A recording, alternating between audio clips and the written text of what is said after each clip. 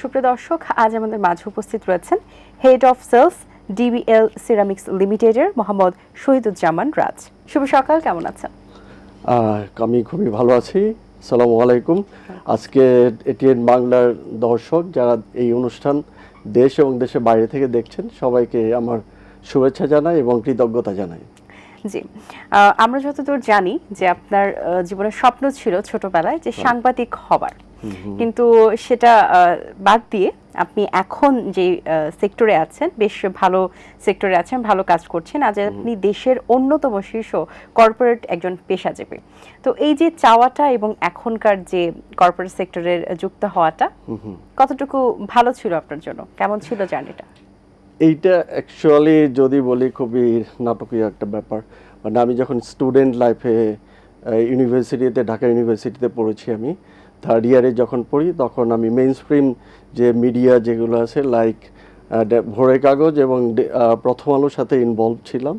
মানে আমি ওই সময় কন্ট্রিবিউটিং রিপোর্টার এবং ফিচার রিপোর্টার হিসেবে কাজ করেছি। তখন একটা তৈরি হয়, কারণ আমি ছোটোবেলা থেকেই মানুষের গল্প বলা, মানুষের গল্প শোনা এবং সমাজের গল্প নিয়ে সেইটা আসলে মানুষকে আবার জানানো, এই ধরনের প্রবল একটা আগ্রহ কাজ করতো যে মানুষের গল্প অন্যদেরকে জানানো, সমাজের গল্প জানানো। তো ওই আগ্রহ থেকেই আসলে আমার ব্যাকআপ মাইন্ডে একটা ছিল, এবং এই পেশাটা হচ্ছে অনেকটা চ্যালেঞ্জিং এবং রোমাঞ্চকর একটা পেশা। তো ওই থেকে আমার মনে হচ্ছিল যে আমি যদি সাংবাদিক হই তাহলে, এবং আমার যে সৃজনশীল যে মাইন্ড আছে সেটাকেও আমি কাজে লাগাতে পারবো। কিন্তু আমরা লাইফে যেটা পরিকল্পনা করি সবসময় সেটা কিন্তু পরিকল্পনা মাফিক হয় না। তো আমি যখন প্রথম আলোতে কাজ করি অনেক দিন, ইচ্ছে ছিল প্রথম আলোতে স্থায়ীভাবে কাজ করা। তো প্রথম আলোর যিনি সম্পাদক, উনি অ্যাকচুয়ালি প্রথম আমাকে পরামর্শ দেন যে যেহেতু তুমি বিবিএ এমবিএ করেছো ঢাকা ইউনিভার্সিটি থেকে, তোমার জন্য সবচেয়ে ভালো হবে যদি তুমি কর্পোরেট লাইফেই যাও। তো ওই সময়ই আসলে আমার ফার্স্ট রিয়ালাইজেশন হয়, আমি আসলে আমার মনে হয় যেহেতু আমি বিজনেস স্টাডিজে পড়াশোনা করেছি, আমি যদি ওই এরিয়াতে আমার ক্যারিয়ার বিল্ড করতে পারি। আর পাশাপাশি আমি দেখলাম আমার ক্যারিয়ার শুরু হয় আসলে অ্যাডভার্টাইজিং এজেন্সি দিয়ে। ওইটাও ছিল খুব সৃজনশীল কাজ, কিন্তু আমি এমন একটা পেশা সিলেক্ট করার চেষ্টা করেছি যেখানে গিয়ে অ্যাকচুয়ালি আমার সৃজনশীলতা এবং আমি আমার ব্যবসায়িক যে নলেজ, যে এক্সপেরিয়েন্স এবং যে শিক্ষা, সেটা যেন আমি ইমপ্লিমেন্ট করে আমার ব্যবসায়িক কোনো ব্যবসা প্রতিষ্ঠানকে এগিয়ে নিতে আমি হেল্প করতে পারি। তো ওই চিন্তা ভাবনা থেকে আসলে কর্পোরেট লাইফে যোগ দেওয়া। ক্যারিয়ার শুরু করেছিলেন অ্যাডভার্টাইজিং এর একটা এজেন্সি থেকে। বিজ্ঞাপনের যে সৃজনশীল যে চিন্তা ভাবনা, সৃজনশীল ওয়েতে যে প্রকাশ করা, এই সেক্টরটা কিভাবে সিদ্ধান্ত নিয়েছিলেন যে এই সেক্টরটাতে বা এই জিনিসটা নিয়ে আপনি কাজ করবেন? ও খুবই ইন্টারেস্টিং। ছোটোবেলা থেকেই আসলে আমি খুব ক্রিয়েটিভ কাজ করতে পছন্দ করতাম, স্পেশালি ক্রিয়েটিভ রাইটিং। তো ক্রিয়েটিভ রাইটিংয়ের কারণে আমি যখন ইউনিভার্সিটিতে মার্কেটিংয়ের মতো কঠিন একটা সাবজেক্টে পড়ি, তখনও আমার যারা বন্ধু ছিলেন তারা সবাই ইচ্ছে ছিল যে আমরা হয় ব্যাংক অথবা হচ্ছে গভর্নমেন্ট জবে যাবে, কিন্তু আমার এটা ছিল যে আমি অবশ্যই ক্রিয়েটিভ কাজই করব। তো ওই ক্রিয়েটিভ কাজের চিন্তা থেকেই আমার মনে হয় যে আমি এই কাজটা কোথায় গিয়ে আসলে ভালোভাবে করতে পারবো। তো তখনই আমি বের করি যে অ্যাডভার্টাইজিং এজেন্সি একমাত্র প্ল্যাটফর্ম যেখানে গিয়ে আসলে আমি আমার ক্রিয়েটিভ কাজগুলো করতে পারবো। এবার একটু আপনাকে শর্ট কিছু প্রশ্ন করতে চাই, একটু শর্ট করে অ্যান্সার দিবেন। এটা হচ্ছে আপনার নেতৃত্বের দর্শন কি? আমার নেতৃত্বের দর্শন হচ্ছে সবসময়ই আমি চাই যে আমি এমন কিছু করব যেটা অ্যাকচুয়ালি আমার যে সোসাইটির জন্য কাজ করছি সেই সোসাইটিকে যেন আমি গিভ ব্যাক করতে পারি, ভালো কিছু করতে পারি, এবং আমার সাথে যারা কাজ করবে তারাও যেন তাদের সেরাটা দিয়ে পার্টিকুলারলি যে ইন্ডাস্ট্রি এবং যে সমাজের জন্য কাজ করি সেখানে আমাদের সেরা পারফরমেন্সটা দিতে পারি। আচ্ছা, আপনি কি একজন লক্ষ্য ভিত্তিক নেতা নাকি মানুষ ভিত্তিক নেতা? আমি অবশ্যই মনে করি যে লক্ষ্য তো থাকেই মানুষের, কিন্তু মানুষকে নিয়েই তো কাজ, একজন লিডারের কাজ কিন্তু মানুষকে নিয়ে। তো আমি সবসময় মানুষকে নিয়ে কাজ করতেই পছন্দ করি, এবং মানুষকে বোঝা এবং মানুষকে দিয়ে কাজ করিয়ে নেওয়ার যে ক্ষমতাটা এবং মানুষকে সবসময় অনুপ্রাণিত করার যে ক্ষমতাটা, এটাই একজন লিডারের সবচেয়ে বড় গুণ বলে আমি মনে করি। একদম ঠিক বলেছেন। আচ্ছা, বাংলাদেশের ব্যবসায়িক পরিবেশে তরুণদের জন্য সবচেয়ে বড় সুযোগ এবং সবচেয়ে বড় চ্যালেঞ্জ কি রয়েছে? আমি যদি তরুণদের দিকে তাকাই বাংলাদেশে এই মুহূর্তে, বলবো যে তরুণদের জন্য ব্যাপক বা অপার সম্ভাবনা। কারণ এখন আমরা যে যুগে বাস করছি সেটাকে বলবো যে আমরা একটা গ্লোবাল ভিলেজে বাস করি। একটা সময় ছিল, আজকে থেকে যদি 30 বছর আগে তাকাই, তখন কিন্তু আমরা শুধুমাত্র আমাদের একটা গণ্ডির মধ্যেই চিন্তা করতাম। এখন আমাদের গ্লোবাল কানেক্টিভিটির কারণে ডিজিটালাইজেশনের যুগে আমরা বাস করছি। সো দ্যাট এখন শুধু বাংলাদেশি তরুণদের জন্য যে কাজের ক্ষেত্র না, এখন সারা দুনিয়াটাই তাদের কাজের ক্ষেত্র।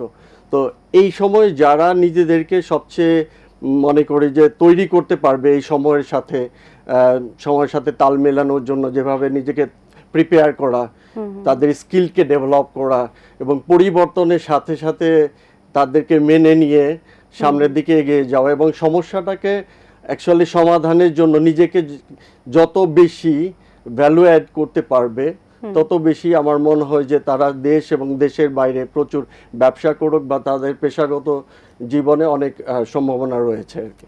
একদম। আরেকটি প্রশ্ন, যে দীর্ঘদিন ধরে যেহেতু আপনি মাঠ পর্যায়ে কাজ করছেন, একজন সেলসম্যান থেকে একজন কর্পোরেট লিডার হয়ে ওঠার গল্পটা বা সবচেয়ে বড় চ্যালেঞ্জ কি ছিল? সবচেয়ে বড় চ্যালেঞ্জ হচ্ছে আসলে আপনি জানেন যে যে কোনো কাজ করতে, সেলস পার্টিকুলারলি খুবই চ্যালেঞ্জিং জব এবং স্ট্রেসফুল জব।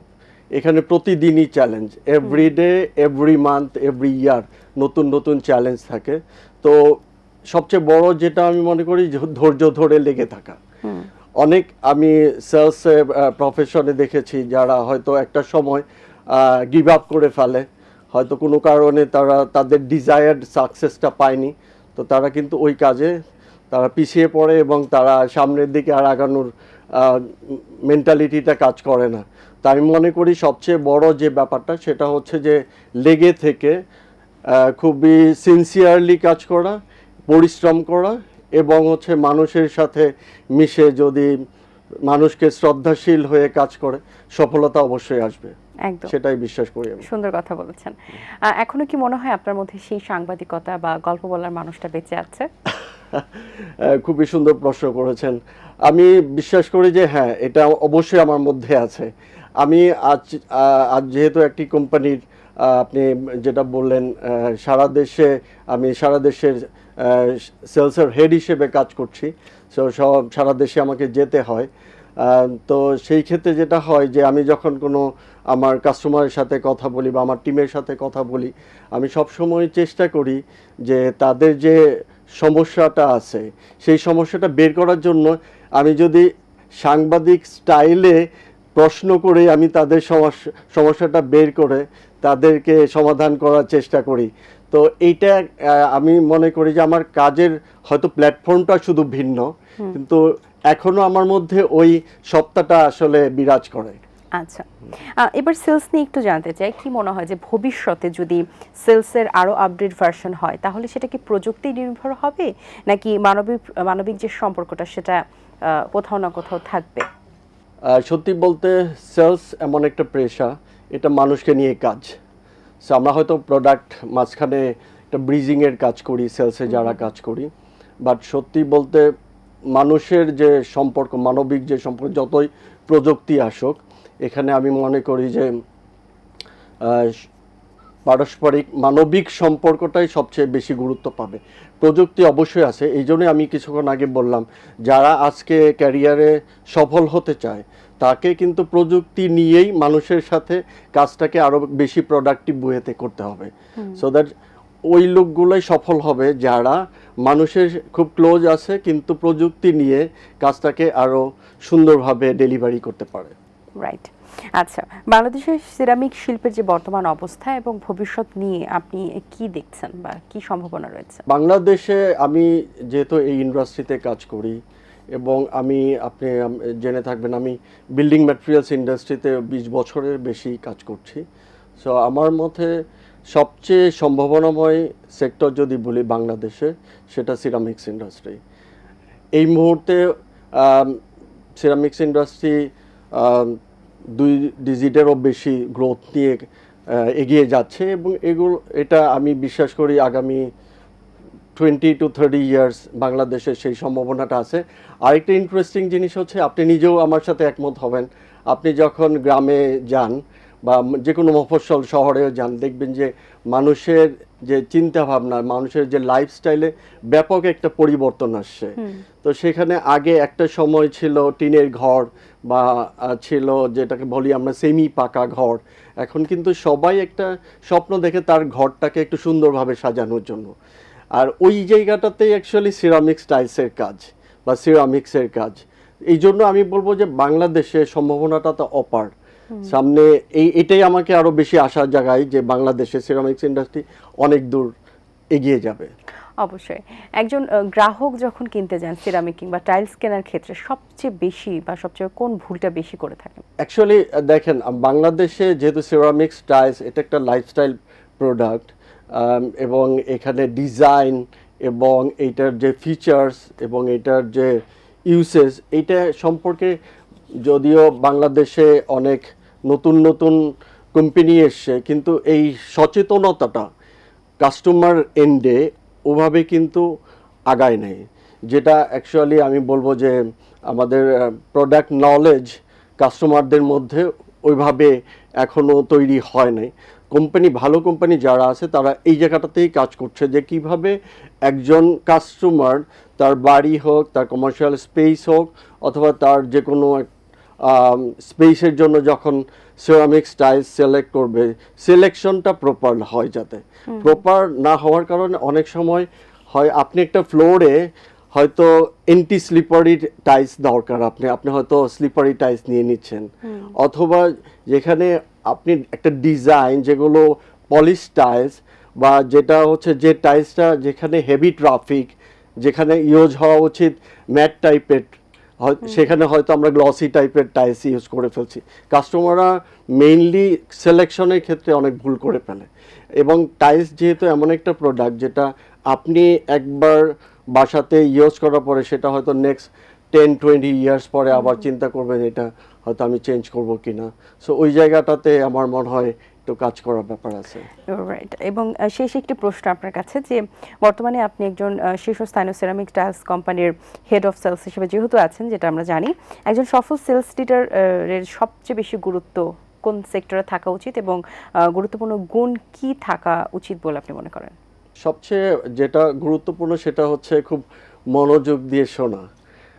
আমরা সবসময় কোনো কিছু না শুনেই একটা সমাধান দেওয়ার চেষ্টা করি।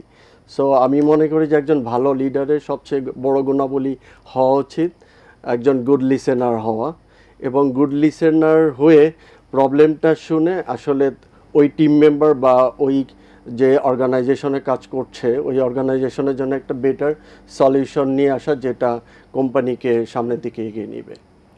আচ্ছা, অনেক ধন্যবাদ আপনাকে, ভালো লেগেছে কথা বলে। শুভকামনা রইল, ভালো থাকবেন। Thank you so much. Thank you very much. দর্শক, আশা করছি আয়োজন ভালো লেগেছে। আজ এই পর্যন্তই, দেখা হবে আগামী পর্বে নতুন কোনো অতিথির সঙ্গে। সেই পর্যন্ত ভালো থাকবেন, সুস্থ থাকবেন, এটিএন বাংলার সাথেই থাকবেন। সকলকে আল্লাহ হাফেজ। দিন আসে দিন যায়, সময়টা চলে যায়, তবু আছি এই বেশ ভালো। জীবনটা রঙময়, যেভাবেই হওয়া চাই, নয় কবু সাদা কালো।